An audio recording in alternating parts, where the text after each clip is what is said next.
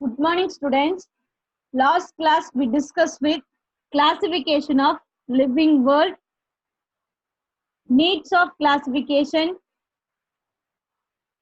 system of classification, two kingdom, three kingdom, four kingdom, and five kingdom system of classifications, and merits and demerits of five kingdom system of classification. Today we are going to learn about 1.4 bacteria. Friends or foes, have you noticed the preparation of curd in our home? A little drop of curd turns the milk into curd after some time. So bacteria அப்படின்னு எடுத்துக்கிட்டீங்கனாலே அது நம்மளுக்கு ஃப்ரெண்டா இல்லை எனிமியா அப்படின்னு பார்க்கலாம். So நம்ம மில்க்ல ஒரே ஒரு ட்ராப் ஆஃப் கேர்டை ஆட் பண்ணும்போது அந்த மில்க் ஃபுல்லாவே கேர்டா மாறுது, டேர்ன் ஆகுது. So next one, what is responsible for this change? Why it shows? The change in brought by Lactobacillus lactis, a bacterium present in the curd. The sourness is due to the formation of lactic acids. So in the milk curd மாற processல lactobacillus அப்படின்ற bacteria use ஆகுது. At the same time அந்த sournessக்கு lactic acids use ஆகுது. Have you been a victim of typhoid? So typhoid disease வர்றதுக்கு ஏதாவது victim இருக்கா? It is a bacterial disease caused by Salmonella typhi. So typhoid வர்றதுக்கு காரணம் ஒரு வகையான bacteria, that is called Salmonella typhi அப்படின்ற bacteria. So we can consider this prokaryotic organism as friend and foe due to their beneficial and harmful activities. So bacterium அப்படின்றது நம்மளுக்கு ஃப்ரெண்டும் சொல்லலாம், at the same time நம்மளுக்கு வந்து ஒரு எதிரின்னு சொல்லலாம். So இதனால நம்மளுக்கு பெனிஃபிஷியல் ஓரியன்டட் இம்பார்ட்டன்ஸும் இருக்கு, ஹார்ம்ஃபுல் ஆக்டிவிட்டிஸும் இருக்கு. So now we learn about one by one. First we discuss with milestone in bacteriology. ஸோ பாக்டீரியாலஜியோட மைல் கற்கள் என்ன அப்படின்னு பார்க்கலாம். ஃபர்ஸ்ட் ஒன், இந்த year 1829 C.G. Herrenberg coined the term bacterium. So bacterium அப்படின்ற டேர்மை முதல்ல 1829ல C.G. Herrenberg அப்படின்ற சயின்டிஸ்ட் தான் சொன்னாங்க. இந்த year 1884 Christian Gram introduced gram staining method. So gram staining method, gram சாயமேற்றும் முறைய 1884ல கிறிஸ்டியன் கிராம் அப்படின்ற சயின்டிஸ்ட் இன்ட்ரோடியூஸ் பண்ணாரு. 1923 David H. Berge published first edition of Berge Creatine or Berge Manual. So 1923ல David Hurd Bergey அப்படின்றவது முதல்ல ஒரு புக்கை வெளியிட்டாரு. அந்த புக்கோட நேம் எடிஷன் பர்ஜி மேனுவல். இந்த year 1928 Frederick Griffith discovered bacterial transformations. ஸோ பாக்டீரியாவிலும் மரபணு மாற்றம் நடக்குது அப்படின்றத 1928ல Frederick Griffith அப்படின்ற சயின்டிஸ்ட் சொன்னாரு. நெக்ஸ்ட் 1952 ஜோஷ்வா லடாபக் அப்படின்ற scientist discovered a plasmids bacteria or prokaryotic unicellular obfuscation microscopic organisms. So plasmids அப்படின்ற ஒரு ஸ்ட்ரக்சரை அவரு கண்டுபிடிச்சாரு. ஸோ பாக்டீரியா அப்படின்னு it is a prokaryotic structures. இது யூனிசெல்லுலார், மோஸ்ட்லி இது எல்லா இடத்துலையும் ப்ரெசென்ட் ஆயிருக்கும். Microscopic organisms. The study of bacteria is called bacteriology. Bacteria பத்தி படிக்கிற படிப்பை நம்ம பாக்டீரியாலஜி அப்படின்னு சொல்றோம். Bacteria were first discovered by a Dutch scientist Anton van Leeuwenhoek in 1676 and were called animaluses. So bacteria பத்தி படிக்கிற பாக்டீரியாலஜி சொல்றோம். பாக்டீரியா அப்படின்றத டச் சயின்டிஸ்டான ஆண்டன் வான் லீவன்ஹூக் தான் ஃபர்ஸ்ட் 1676ல கண்டுபிடிச்சாரு. ஸோ அதை நம்ம என்ன சொல்றோம்னா அனிமல் கியூஸ் அப்படின்னு சொல்றோம். So next topic general characteristics features of bacteria. பாக்டீரியாவோட பொதுவான பண்புகள் என்ன அப்படின்னு பார்க்க போறோம். First one, they are prokaryotic organisms and lack nuclear membrane and membrane bound organelles. Bacteria வந்து ப்ரோகேரியாட்டிக் வகையை சேர்ந்தது. இதுல வந்து நியூக்ளியர் மெம்பரைனும் கிடையாது. அதே மாதிரி செல் பவுண்டட் ஆர்கனல்ஸும் இதுல கம்மியா தான் இருக்கும். Next one, the genetic material is called nucleotide or genophore or incipient nucleus. So இதுல இருக்கிற ஜெனட்டிக் மெட்டீரியலை மரபு தாங்கி அமைப்பை நம்ம என்னன்னு சொல்றோம்னா நியூக்ளியாய்டு அப்படின்னு சொல்றோம், இல்லைன்னா ஜீனோஃபோர் அப்படின்னு சொல்றோம், அப்படின்னா இன்சிபியன்ட் நியூக்ளியஸ் அப்படின்னு சொல்றோம். The cell wall is made up of polysaccharides and proteins. So பாக்டீரியாவோட செல் வால் எதால ஆனது அப்படின்னு பாத்தீங்கன்னா polysaccharides and proteins. Most of them lack chlorophyll, hence they are heterotrophic. So இதுல மோஸ்ட்லி வந்து பெரும்பாலானதுல வந்து கிரீன் ஃபில் பிக்மெண்டான குளோரோஃபில் இல்ல. So that is called heterotrophic. But some are autotrophic and possess bacteria chlorophyll. சிலதுல வந்து பாத்தீங்கன்னா பாக்டீரியா குளோரோஃபில் அப்படின்ற கண்டென்ட் பிரசன்ட் ஆயிருக்கிறதுனால அவங்க நம்ம ஆட்டோட்ரோபிக் அப்படின்னு சொல்லுவோம். ஸோ ஹெட்ரோட்ரோபிக் ஆட்டோட்ரோபிக்னா அதனோட நியூட்ரியேஷன் உணவூட்டத்தை பொறுத்து பிரிக்கிறது. Next one, they reproduce vegetatively by binary fission and endosperm formations. So bacteria oda reproduction first vegetative. So என்ன டைப் இருக்குன்னா binary fission, second one endosperm formation. So binary na bacteria வந்து பாத்தீங்கன்னா அதாவது mother bacteria divided into two equal daughter cells, that is called a binary fission. So next one endosperm. So endosperm means bacteria produced spores. So this spores produced new daughter cells, that is called endospores. So two types of reproduction present in vegetatively. First one binary fission type, second one endospore type. Next one, they exhibit variations which are due to genetic recombination and is achieved through conjugation, transformation and transductions. So next வந்து பாத்தீங்கன்னா இல்ல genetic ரீகாம்பினேஷன்ஸ் அப்படின்ற process வந்து நடக்கும், that is called asexual type. So இது என்ன டைப்ல நடக்கும் அப்படின்னு பார்த்தீங்கன்னா conjugation, second one transformation and third one transduction அப்படின்ற 3 முறையில வந்து பார்த்தீங்கன்னா பாக்டீரியாவில் பால் இனப்பெருக்கம், தட் மீன்ஸ் ஏசெக்சுவல் ரீப்ரொடக்ஷன் நடக்குது. The next one, the shape and flagellation of bacteria various and given in figures. So in this slide shown shape and flagella in bacteria. First one, shape, round shape, coccus. Second one, long thread like structure is called a streptococcus. Next one, bacillus. And fourth one, spring shape, that is called a spirulinum. Fifth one, comma shape, that is called a vibrio. So based on flagella, bacteria is classified into 5 types. First one, monotheous, single flagellum, lophotrichus, bunch of flagella present in single side. Third one, amphitrophus, bunch of flagella present in both ends. Next one, peritrichus, flagella around the body, and atrichus, absence of flagella. So shape based bacteria is classified into 5 types. First one, coccus, streptococcus, bacillus, spirulinum and vibrio. So based on flagella, bacteria is classified into 5 types. First one, monotrichus, lophotrichus, amphitrichus, peritrichus and atrichus. So next one, ultrastructure of a bacterial cell. So bacterial cell odia நுண் அமைப்பு. First one, the bacterial cell reveals 3 layers. First one, capsule, second one, cell wall and third one, cytoplasm.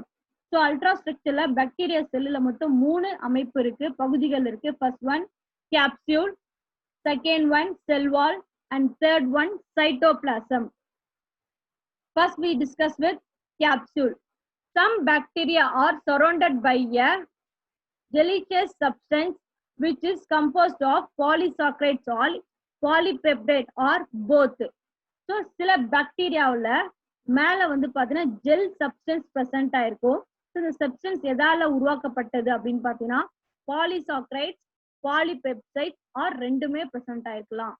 A thick layer of glycols bounded tightly to the cell wall is called capsule.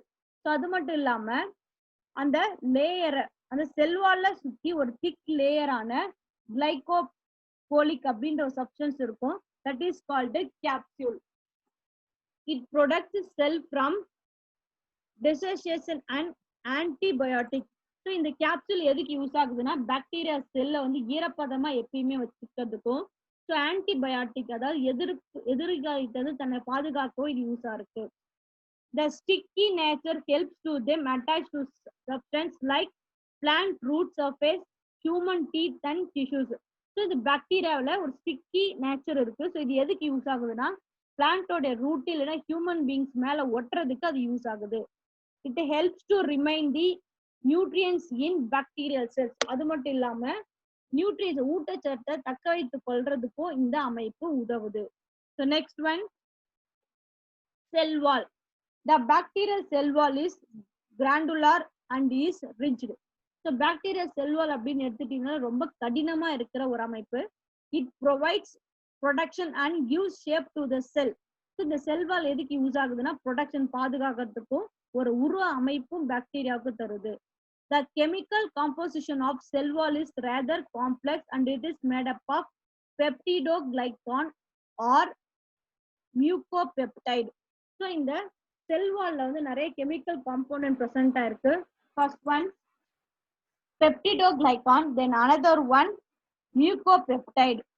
One of the most abundant polypeptide called porine is present and it is help in the diffusion of solutes. அது மட்டும் இல்லாம இதுல முக்கியமான போரின் அப்படின்ற substance present ஆயிருக்கு.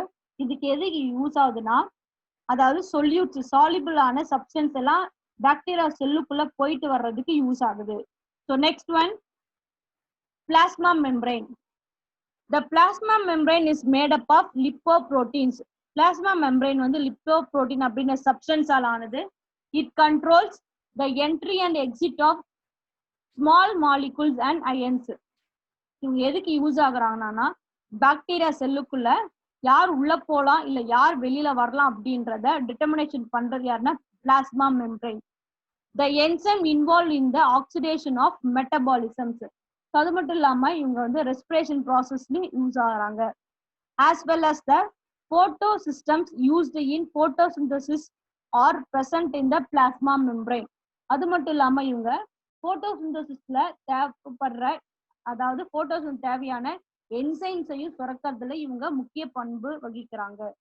The next one cytoplasm.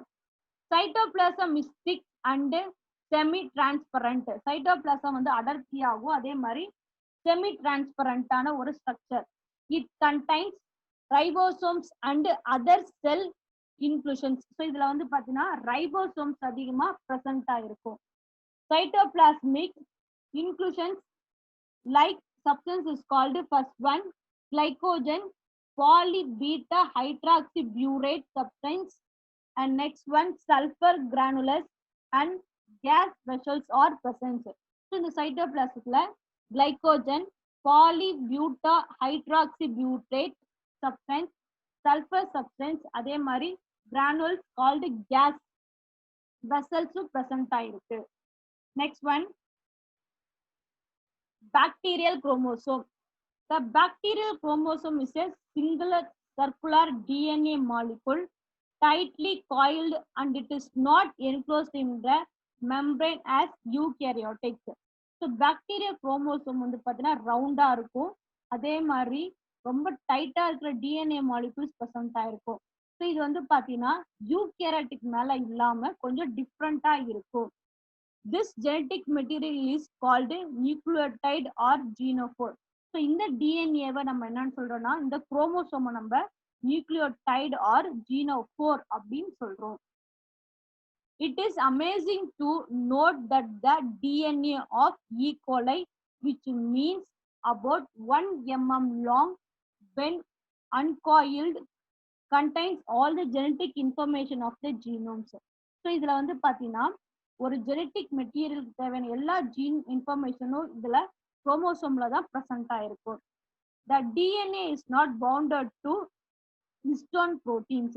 So histone அப்படின்ற புரோட்டீனோட இந்த DNA ஜாயிண்டா இருக்காது. The single chromosome or the DNA molecule is circular and at one point it is attached to the plasma membrane, and it is believed that this attachment may help in the separation of two chromosomes after DNA replication. இந்த DNA வந்து பாத்தீங்கன்னா ஒரு point plasma மெம்பரேனோட attach ஆயிருக்கும். So இந்த attachment எதுக்கு use ஆகுது அப்படின்னு பாத்தீங்கன்னா DNA ரிப்ளிகேஷன் நடக்கும்போது அது பிரியறதுக்கு தேவையான எல்லா அமைப்பும் அந்த டிஎன்ஏல இருக்கிறதுனால இது வந்து பாத்தீங்கன்னா பிளாஸ்மா பார்ட்டோட இதனோட ஒரு பார்ட் எப்பயுமே ஒட்டிட்டே இருக்கும். Next one plasmid. Plasmids are extra chromosomal double standard circular self-replicating autonomous elements. So plasmids அப்படின்றது பாக்டீரியாஸ்ல இருக்கக்கூடிய எக்ஸ்ட்ரா குரோமோசோம் மாதிரியே இருக்கிற இன்னொரு extra chromosomal double standard circular self ரிப்ளிகேட்டிங்னா என்னன்னா தானாவே பெருக்கமடையக்கூட அமைப்பு வச்சிருக்கிற ஒரு எக்ஸ்ட்ரா ஸ்ட்ரக்சரை நம்ம என்னன்னு சொல்றோம்னா பாக்டீரியால இருக்கிறது plasmid. They contain genes for fertility, antibiotic resistance and heavy metals. So இதுல என்னென்னலாம் இருக்குன்னா fertility, antibiotic resistance structures, நோய் எதிர்ப்பு தன்மை உள்ள பொருட்கள் and some metals எல்லாமே இதுல பிரசன்ட் ஆயிருக்கு. It also help in the production of bacterioinosine and toxics which are not found in bacterial chromosomes. அது மட்டும் இல்லாம இது எதுக்கு யூஸ் ஆகுதுன்னா bacterioinosine and some toxic substance produce பண்ணுது. இது வந்து பாக்டீரியா குரோமோசோம்ல இருக்காது, பிளாஸ்மிட்ல மட்டும் தான் பிரசன்ட் ஆயிருக்கும். The size of a plasmid varies from 1 to 500 kb.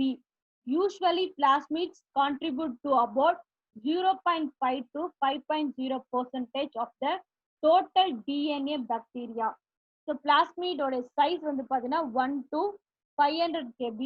அதே மாதிரி DNA உடைய டோட்டல்ல 0.5ல இருந்து 5.0% ஆக்குபை பண்ணியிருக்கிறது யாருன்னு பாத்தீங்கன்னா பிளாஸ்மிட் தான். The number of plasmids per cell varies. So plasmid ஓட நம்பர் செல்ல பொறுத்து வேரி ஆகும். Plasmids are classified into different types based on the function. ஃபங்க்ஷனை பொறுத்து பிளாஸ்மிட்ஸை நம்மளால கிளாசிஃபை பண்ண முடியும். First one F, fertility factor. R, resistant plasmids. Colony plasmids. RI, root inducing plasmids. And TI, tumor inducing plasmids. So first one F factor, R plasmid, col plasmids, RI plasmids and TI plasmids. So next structure, mesosomes. There are located infloading of plasma membrane produced into the cell in the form of vesicles, tubules and lamellae. So மீசோம் அப்படின்றது plasma சவ்ல திடீர்னு ஒரு part வந்து ஒரு குமிழா மாறுறது இல்லைன்னா ஒரு soft சப்ஸ்டன்ஸா round சர்க்குலரா மாறுற அமைப்பை நம்ம என்னன்னு சொல்றோம்னா மீசோசோம்ஸ்.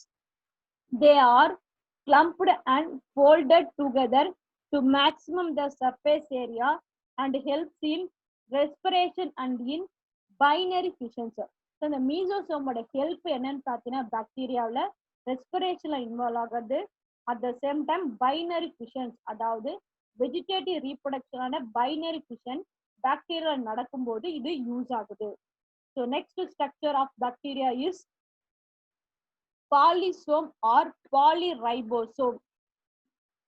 The ribosome are the site of protein synthesis. Ribosome அப்படின்னு எடுத்துக்கிட்டாலே அவங்க protein synthesis தான். The number of ribosome per cell varies from 10 lakhs to 10,000 to 15,000. The ribosome are 70S type and consist of two subunits 50S and 38. So in the polyribosome first function protein synthesis, இதுல வந்து பாத்தீங்கன்னா செல்லுக்கு செல் இந்த ரைபோசோமோட number vary ஆகும். 10,000ல இருந்து 15,000 வரைக்கும் வருவாங்க. இங்க பாக்டீரியால வந்து 70S டைப் ஆஃப் ரைபோசோம் இருக்கு. இந்த 70Sல ரெண்டு சப் யூனிட் இருக்கு. ஒன்னு வந்து 50S, then another one 30S. The ribosome are held together by mRNA and form polyribosome or polysomes. So இந்த ரைபோசோம் வந்து பார்த்தீங்கன்னா mRNA-ஓட அட்டாச் ஆகிருக்கிறதுனால இது வந்து பாலி ரைபோசோம் ஆர் பாலிசோம் அப்படின்னு நம்ம சொல்றோம். So next structure flagella. Certain motile bacteria have numerous thin hair-like structures is called flagella. So கொஞ்சம் முக்கியமான ஸ்ட்ரக்சர் வந்து பார்த்தீங்கன்னா flagella. ஒரு சில பாக்டீரியா மூவ் பண்றதுக்கு யூஸ் ஆகுற லாங் ஹேர் லைக் ஸ்ட்ரக்சர் வந்து நம்ம என்னன்னு சொல்றோம்னா flagella அப்படின்னு சொல்றோம். It is 20 to 30 mu in diameter and 15 mu in length. The flagella of eukaryotic cell contain 9 plus 2 microtubes, but each flagellum in bacteria is made up of a single fiber. Eukaryoticல flagella வந்து 9 plus 2 டைப்ல தான் எப்பயுமே இருக்கும். So சம்மில் வந்து பாக்டீரியால பார்த்தீங்கன்னா single ஃபைப்ரேட்டாகவும் இருக்கும். Flagella are used for locomotion. So ஃப்ளெஜெல்லோட முக்கியமான பண்பு வந்து பார்த்தீங்கன்னா உதவுற அமைப்பு வந்து பார்த்தீங்கன்னா இடப்பெயர்ச்சி. ஒரு பிளேஸ்ல இருந்து இன்னொரு பிளேஸ்க்கு பாக்டீரியா மூவ் ஆகிறதுக்கு அவங்க யூஸ் ஆகுறாங்க.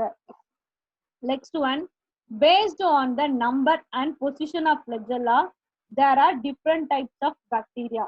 ஸோ நெக்ஸ்ட் வந்து பார்த்தீங்கன்னா அதனுடைய ஃப்ளெஜெல்லாவுடைய நம்பரு அண்ட் ஸ்ட்ரக்சரை பொறுத்து பாக்டீரியாவில் நிறைய டைப்ஸ் இருக்கு.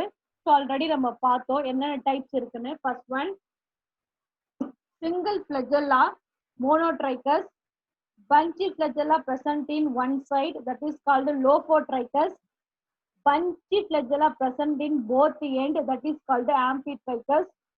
Flagella around the body, that is called peritrichus.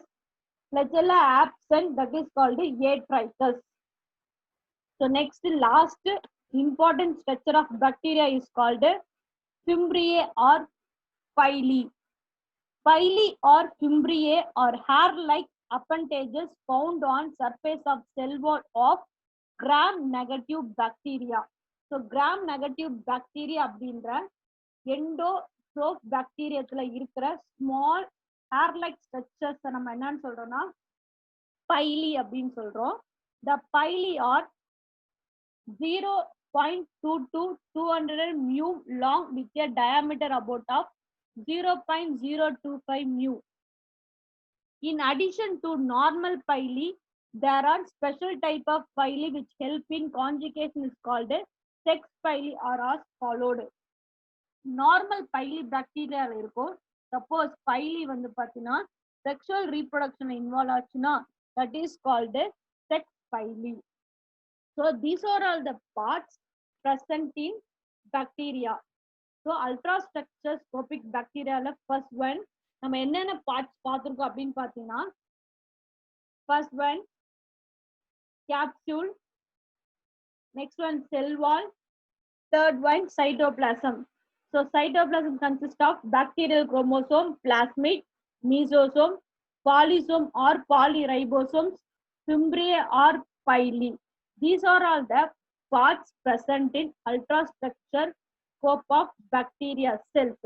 So today we are going to learn bacteria, introduction of bacteria, milestones in bacteria, general characters features of bacteria, shape and size of bacteria, flagellation in bacteria, and last topic, ultrastructure of a bacterial cell.